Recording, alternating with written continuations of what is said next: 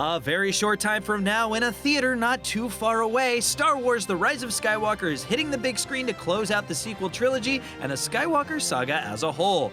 Here's everything you need to know before you go to a galaxy far, far away.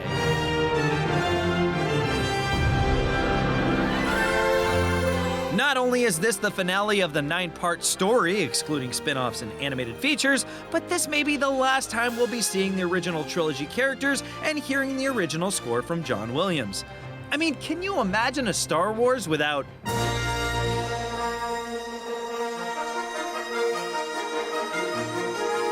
So, where does The Rise of Skywalker fit in the series? Episode 9 will finish out the Skywalker saga, concluding the long-running storyline that began with A New Hope back in 1977 and has continued through the original trilogy, the prequels, and recently, The Force Awakens and The Last Jedi. As for the plot, we've only heard that it takes place a year after the events of The Last Jedi, and that it's an adventure Rey, Finn, Poe, and the rest of the group experiences together. And what's happened in the Skywalker saga so far? Well, if I gave you all the details, we'd be creating another Star Wars episode essentially, so let's sum them up a bit. The prequels. The Rise of Skywalker is the 9th episode of the Skywalker saga and the 3rd chapter of the 3rd trilogy. The plot of the series starts with the events of the prequel trilogy when Anakin Skywalker was discovered as a child and then trained to become the chosen one of the Jedi, an order of galactic peacemakers who wield the powers of the Force for good. But Anakin became distracted by love and then was corrupted by the influence of the evil Senator Palpatine, remember this name, leading to his descent to the dark side. The original trilogy. In episodes 4 through 6, which take place nearly 2 decades later, Palpatine has become Emperor of the Galaxy and Anakin has transformed into his masked enforcer, the Sith Lord known as Darth Vader. This group of movies follows his secret children Luke Skywalker and Princess Leia as they're joined by smuggler Han Solo, his co-pilot Chewbacca, and droid C-3PO and R2-D2 to lead a rebellion against the Empire and its attempts to oppress the galaxy with moon-sized superweapons called Death Stars. Now on to the current and final trilogy, starting with The Force Awakens. While the Rebel Alliance defeated the Empire at the end of the original trilogy, decades later the galaxy is divided once again. In The Force Awakens, new heroes Rey, Poe Dameron, droid BB-8, and former Stormtrooper Finn join Han, Leia, and the Resistance against new enemies, the First Order, and their moon-sized superweapon, Starkiller Base. Han and Leia's own son, Kylo Ren, is the villainous enforcer, and at the end of the movie, killed his father. The Last Jedi. In the 8th episode of the Skywalker saga, Rey found the now reclusive Luke Skywalker in hopes of bringing him back to fight the First Order, which was on the verge of wiping out the Resistance, but he wasn't interested. Rey and Kylo then temporarily joined forces to kill the evil Supreme Leader Snoke, but when Kylo Ren continued to go after his mother and the rest of the Resistance, Luke confronted his nephew and ultimately gave his own life to aid their escape and survival. So who's returning?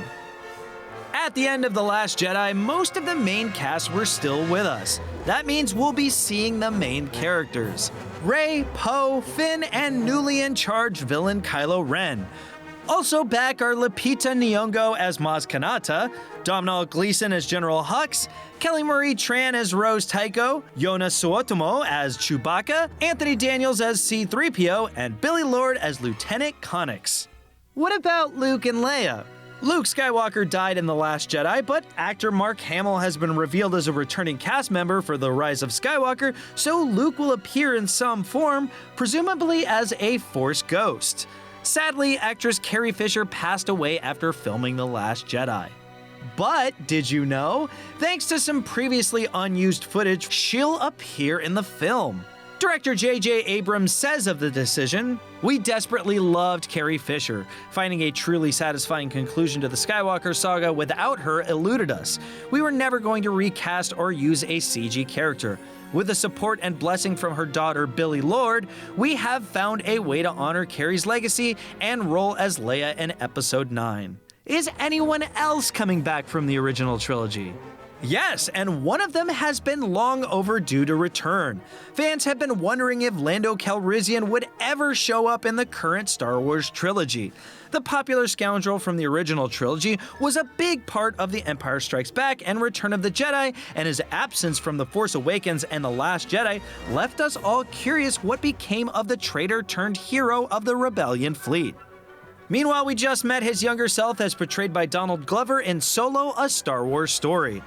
Did you know? Billy D. Williams hasn't been on screen as Lando since 1983, but he voiced the role in animated series and video games. As revealed by the initial teaser for the new movie, there'll be one more major character from not just the original trilogy, but also the prequel trilogy, making his return after a long absence. Emperor Palpatine, aka Darth Sidious. Actor Ian McDiarmid, who's been portraying the villain since Return of the Jedi, will reprise his role once again for The Rise of Skywalker. How did he survive his apparent death in Return of the Jedi? We shall see. Are there any newcomers for The Rise of Skywalker? Keri Russell is one of the more notable additions to the cast. Is she a good guy or a bad guy? Her character, called Zori Bliss, is a human criminal of some kind who has a connection to Poe Dameron, and it's said to be an action-heavy role. She considers herself neutral without allegiances to either the Resistance or the First Order, but given her past with one of the former's heroes, we can probably expect her to help in their cause against Kylo Ren and the dark side while remaining a scoundrel by nature. She will be joined by fellow newcomers Naomi Ackie as a tribal warrior and Resistance ally Janna, Richard E. Grant, who plays a high-ranking First Order general, and Dominic Monaghan, a longtime admitted Star Wars fan who plays a Resistance trooper. We will also be introduced to a new little droid called Dio, sure to be another fan favorite. So now you know, and now you can go see The Rise of Skywalker in theaters December 20th.